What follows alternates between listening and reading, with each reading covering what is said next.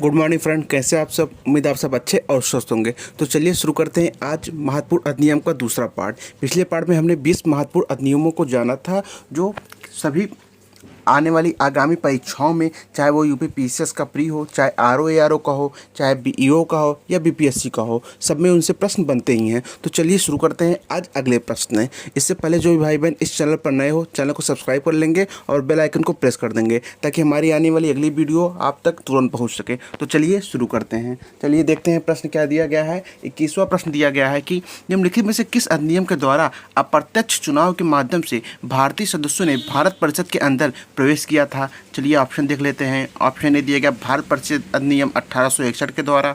Option B भारतीय परिषद अधिनियम 1892 के द्वारा। ऑप्शन सी माल्ले मिंटो सुधार 1909 के द्वारा, या फिर ऑप्शन डी मॉन्टेग्यू चेम्स्फोर्ड सुधार 1919 के द्वारा। तो भारतीय परिषद अधिनियम 1892 के द्वारा ही अप्रत्यक्ष चुनाव के माध्यम से भारतीय सदस्यों ने भारत परिषद के अंदर प्रवेश किया था। तो इसका राइट आंसर ऑप्शन बी हो जाएगा। चलिए अगले प्रश्न की तरफ चलते हैं। अगला प्रश्न आपका दिया गया है कि वर्ष 1909 के माल्ले मिंटो सुधारों के संदर्भ में निम्नलिखित कथनों पर विचार कीजिए। तो 1909 का जो माल्ले मिंटो सुधार था उसके बारे में दिया गया है और कथन, चलिए कथन देख लेते हैं। कथन एक दिया गया है कि इस अधिनियम द्वारा गवर्नर जनरल की कार्यकारी परिषद में पहली बार भारतीयों को प्रतिनिधित्व मिला था। चलिए दूसरा कथन देख लेते हैं। इसके माध्यम से प्रथम बार राज्य विधानसभाओं को अपना बजट बनाने के लिए अधिकृत किया गया था। उपयुक्त कथनों में से कौन सा सही है यह पूछा गया है। चलिए कोड देख लेते हैं। कोड ए दिया गया है केवल 2 सही है। कोड बी दिया गया है 1 और 2 दोनों सही है। कोड सी दिया गया है न तो 1 और ना ही 2 सही है, या फिर कोड डी केवल 1 सही है। तो इसका राइट आंसर हो जाएगा ऑप्शन डी केवल 1 सही है, क्योंकि इस अधिनियम के द्वारा ही गवर्नर जनरल की जो कार्यकारी परिषद थी उसमें पहली बार भारतीयों को प्रतिनिधित्व मिला था। तो ऑप्शन डी इसका राइट आंसर हो जाएगा, कोड डी। चलिए अगले प्रश्न की तरफ चलते हैं। अगला प्रश्न आपका दिया गया है कि भारत सरकार अधिनियम 1919 के संदर्भ में निम्नलिखित कथनों पर विचार कीजिए। जो 1919 का अधिनियम था उसके बारे में पूछा गया है। तो चलिए देख लेते हैं क्या दिया गया है। कथन 1, इसमें प्रांतों में द्वैध शासन की व्यवस्था शुरू की गई थी।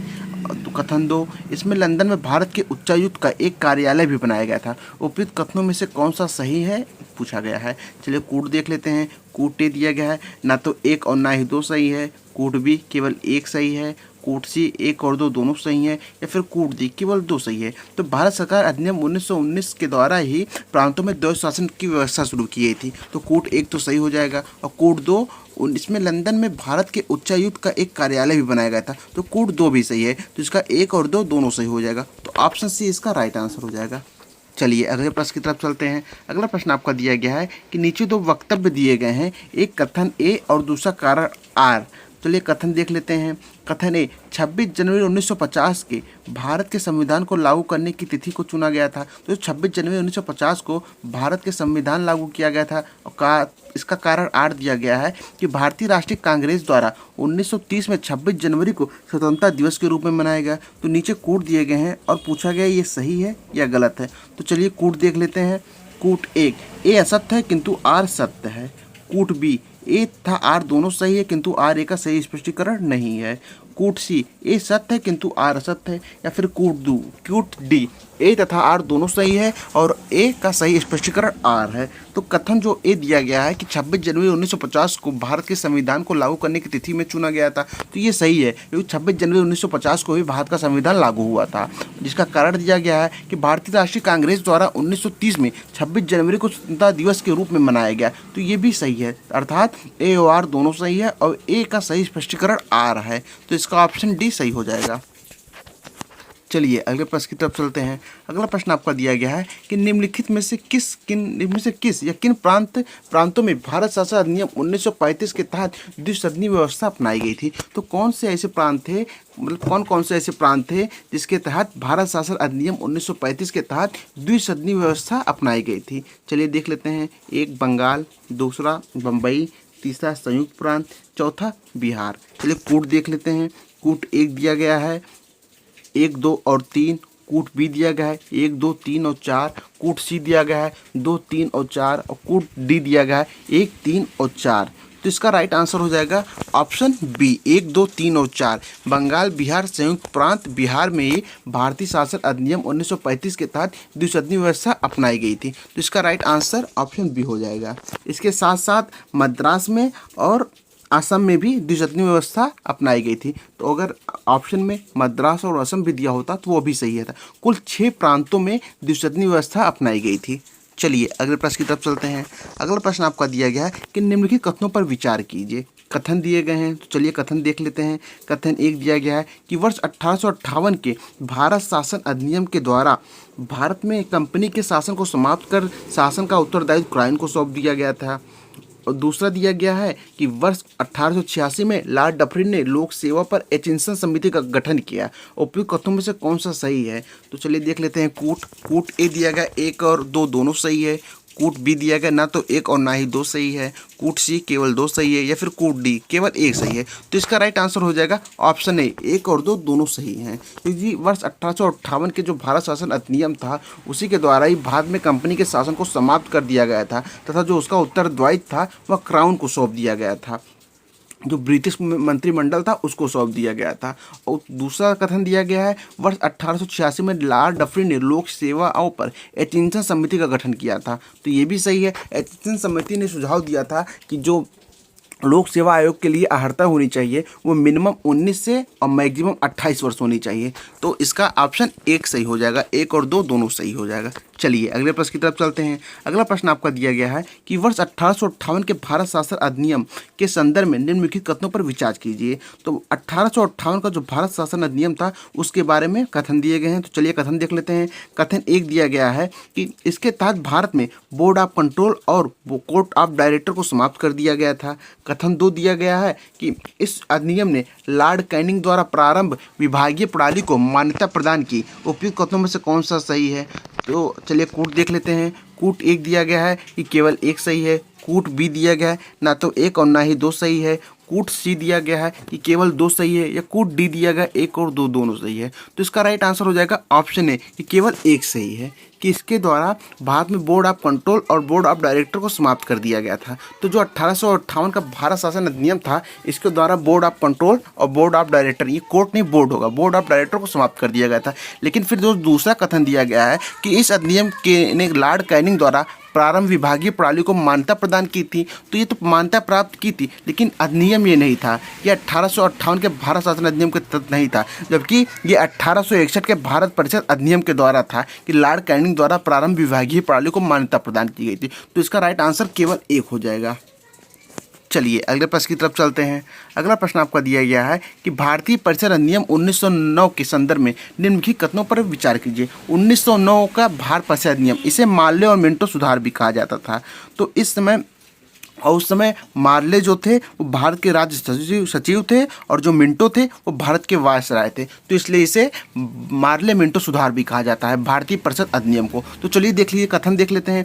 कथन 1 दिया गया है कि इसके द्वारा मुस्लिम समुदाय हेतु पहली बार पृथक निर्वाचन की व्यवस्था की गई थी। तो ये तो सही है। और दूसरा कथन दिया गया है कि इसमें वायसराय की कार्यकारिणी में एक भारतीय सदस्य को नियुक्त करने का प्रावधान था। तो ये भी सही है। तो कथन 1 और 2 दोनों सही हो जाएंगे। तो इसका राइट आंसर हो जाएगा ऑप्शन बी। अगर पूछ लिया जाए कि जो वायसराय की कार्यकारिणी में एक भारतीय सदस्य की नियुक्ति का प्रावधान किया गया था तो वह पहला सदस्य कौन था जिसकी नियुक्ति की गई थी? तो उनका नाम सत्येंद्र सिन्हा था। ये आपको याद रखना है। चलिए अगले प्रश्न की तरफ चलते हैं। अगला प्रश्न आपका दिया गया है कि मॉन्टेग्यू चेम्सफोर्ड सुधार द्वारा विस्तारित पृथक निर्वाचन मंडल में सम्मिलित किया गया था।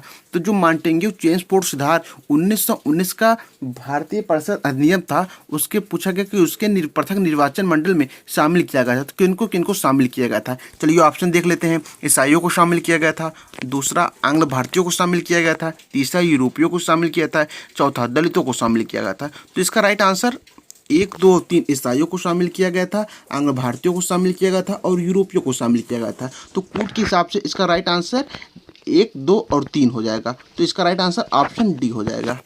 चलिए अगले प्रश्न की तरफ चलते हैं। अगला प्रश्न आपका दिया गया है कि भारत शासन अधिनियम 1935 के बारे में बात की गई है कि भारत शासन अधिनियम 1935 के संदर्भ में निम्नलिखित कथनों पर विचार कीजिए। तो कथन देख लेते हैं। कथन दिया गया है कि इसके माध्यम से प्रांतों में द्वैत शासन की व्यवस्था लागू की गई। तो ये तो गलत हो जाएगी, क्योंकि प्रांतों में नहीं, ये केंद्र में लागू की गई थी। अगर दिया होता कि इसके माध्यम से केंद्र में द्वैध शासन की व्यवस्था लागू होगी, तब ये कथन सही होता, लेकिन यहाँ प्रांतों की बात की गई है तो ये गलत हो जाएगा। चलिए दूसरा कथन देख लेते हैं कि इस अधिनियम में एक अखिल भारतीय संघ की व्यवस्था की, तो दूसरा कथन सही है, तो इसका राइट आंसर हो जाएगा ऑप्शन सी, केवल 2 सही है।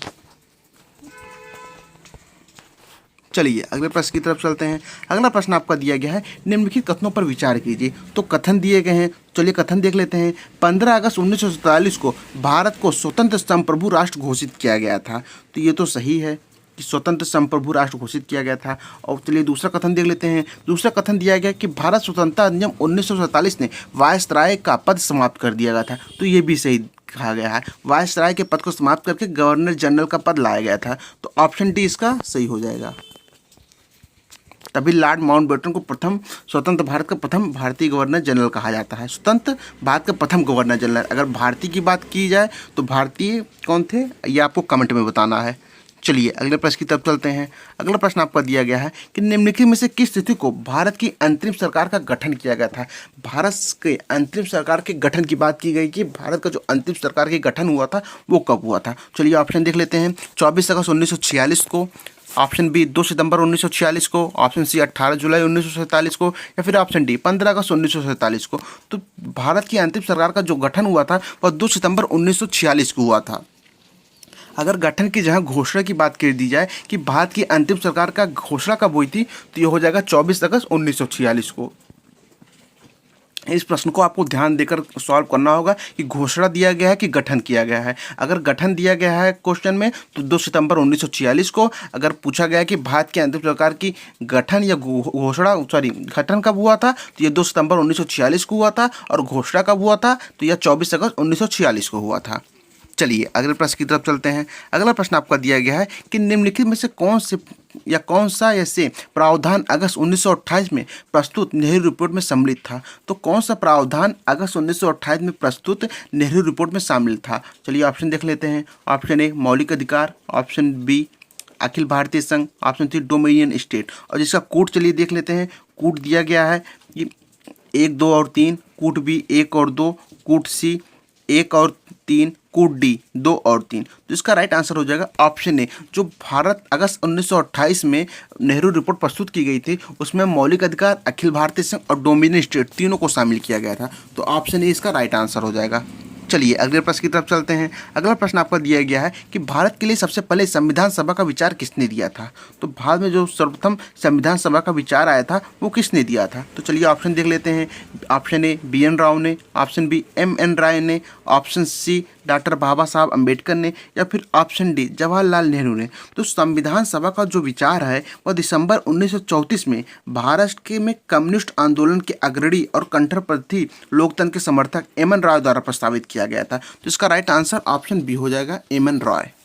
चलिए अगले प्रश्न की तरफ चलते हैं। अगला प्रश्न आपका दिया गया है कि क्रिप्स मिशन के संदर्भ में निम्नलिखित कथनों पर विचार कीजिए। यहाँ क्रिप्स मिशन की बात की गई है जो 1942 में 22 मार्च 1942 में भारत आया था।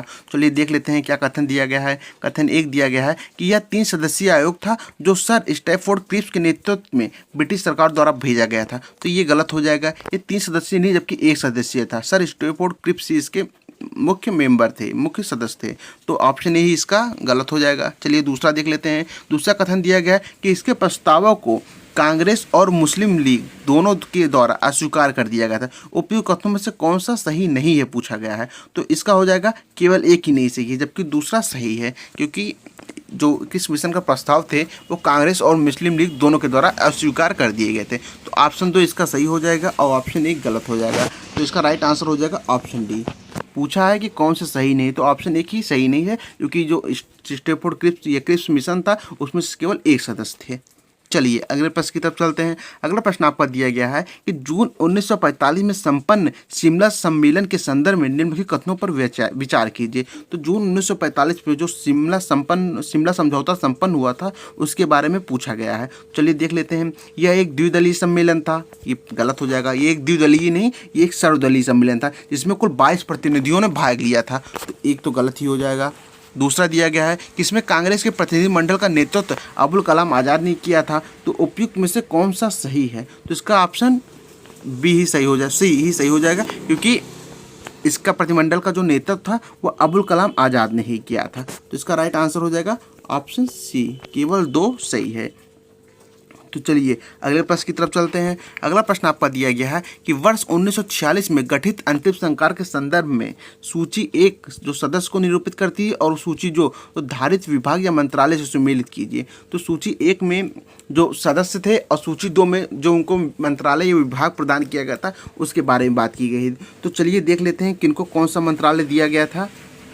चलिए डॉक्टर राजेंद्र प्रसाद, तो इनको कौन सा मंत्रालय दिया गया था? तो इनको मंत्रालय दिया था खाद्य एवं कृषि मंत्रालय। तो ए का 3 हो जाएगा। जगजीवन राव, तो जगजीवन राव को कौन सा मंत्रालय प्राप्त था? तो जगजीवन राम को श्रम मंत्रालय प्राप्त था। सरदार बलदेव सिंह, इनको कौन सा मंत्रालय प्राप्त था? तो सरदार बलदेव सिंह इनको प्राप्त था रक्षा मंत्रालय। तो सी का हो जाएगा 2। आखिरी डी लियाकत अली खान, इनको वित्त मंत्रालय दिया गया था। तो ए का हो जाएगा 3 खाद्य एवं कृषि मंत्रालय, डॉक्टर राजेंद्र प्रसाद को, जगजीवन राम को श्रम मंत्रालय, और सरदार बलदेव सिंह को रक्षा मंत्रालय एवं लियाकत अली खान को वित्त मंत्रालय। तो इसका चलिए कोड देख लें। ए का 3 हो जाएगा, बी का 1 हो जाएगा, सी का 2 हो जाएगा, डी का 1 हो जाएगा। तो इसका राइट आंसर ऑप्शन ए हो जाएगा। चलिए अगले प्रश्न की तरफ चलते हैं।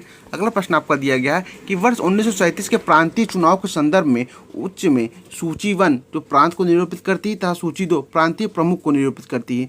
तो किस सुमेलित कीजिए। सूची 1 प्रांत और सूची 2 प्रांतीय प्रमुख। तो चलिए देख लेते हैं इस प्रांत और वहाँ के प्रमुख कौन कौन थे। तो बिहार प्रांत के प्रमुख कौन थे? तो बिहार प्रांत के जो प्रमुख थे वो श्री कृष्ण सिन्हा थे। तो ऑप्शन ए का हो जाएगा 2, श्री कृष्ण सिन्हा बिहार के प्रांत के प्रमुख थे। उड़ीसा प्रांत के प्रमुख कौन थे? तो उड़ीसा प्रांत के प्रमुख थे BN दास, बी का 2 हो जाएगा। बंगाल प्रांत के प्रमुख कौन थे? तो बंगाल प्रांत के प्रमुख थे फजलुल हक। पंजाब के कौन बचे? सिकंदर हयात खान। तो ए का 2 हो जाएगा, बी का 3, सी का 4 और डी का 1 हो जाएगा। तो चलिए इसके कोड देख लेते हैं। इसका कोड दिया गया है ए का 1 गलत हो जाएगा, बी ए का 2, बी का 3, सी का 4, डी का 1। तो इसका राइट आंसर हो जाएगा ऑप्शन बी। चलिए अगले प्रश्न की तरफ चलते हैं। अगला प्रश्न आपका दिया गया है कि निम्नलिखित में से कौन कैबिनेट मिशन योजना के अनुसार जुलाई 1946 में गठित संविधान सभा की सदस्य थी? तो चलिए देख लेते हैं। Option A Kanaklata Barua, option 2 Malti Chaudhary, option 3 Begum Aizaz Rasul, या फिर ऑप्शन डी विजय लक्ष्मी पंडित। तो कूट देख लेते हैं। कूट 1, 2 और 3 केवल, कूट बी 1, 2 और 3 केवल, कूट सी 2, 3 और 4 केवल, या फिर कूट डी 3 और 4 केवल। तो इसका राइट आंसर हो जाएगा ऑप्शन सी 2, 3 और 4 जो थी वो संविधान सभा की महिला सदस्य थी। तो इसका राइट आंसर हो जाएगा ऑप्शन सी मालती चौधरी, बेगम एजाज रसूल और विजय लक्ष्मी पंडित इसकी सदस्य थी। तो चलिए अगले प्रश्न की तरफ चलते हैं।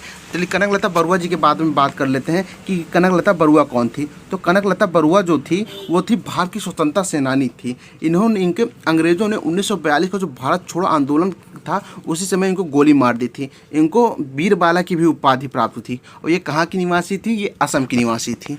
चलिए अगले प्रश्न की तरफ चलते हैं। ये इस सेक्शन का, ये सीरीज़ का लास्ट क्वेश्चन है। अगर ये सीरीज़ आपको पसंद आ रही होगी तो लाइक और कमेंट जरूर कर दीजिएगा तथा अपने दोस्तों के पास शेयर भी कर दीजिएगा। तो चलिए प्रश्न देख लेते हैं। आखिरी प्रश्न दिया गया है कि निम्नलिखित कथनों पर विचार कीजिए। तो चलिए कथन देख लेते हैं। कथन 1 दिया गया है 9 दिसंबर 1946 को संविधान सभा की प्रथम बैठक नई दिल्ली में संपन्न हुई थी। तो ये सही है कि संविधान सभा की जो प्रथम बैठक थी वो 9 दिसंबर 1946 को नई दिल्ली में स्थित काउंसिल चैम्बर के पुस्तकालय भवन में हुई थी और जिसके सबसे वृद्ध पुरुष सच्चिदानंद सिन्हा थे। तो चलिए दूसरा कथन देख लेते हैं। दूसरा कथन दिया गया डॉक्टर राजेंद्र प्रसाद को संविधान सभा का अस्थायी अध्यक्ष चुना गया। तो ये गलत है। डॉक्टर राजेंद्र प्रसाद को संविधान सभा का अस्थायी अध्यक्ष चुना गया था जबकि अस्थायी अध्यक्ष डॉक्टर सच्चिदानंद सिन्हा को चुना गया था। तो कथन 1 तो सही हो जाएगा लेकिन कथन 2 गलत है। कूट देख लेते हैं। तो कूट इसका ऑप्शन डी केवल 1 सही हो जाएगा। तो इसका राइट आंसर ऑप्शन डी हो जाएगा। अगर ये सीरीज आपको पसंद आई हो तो लाइक, शेयर और कमेंट जरूर कर दीजिएगा। धन्यवाद।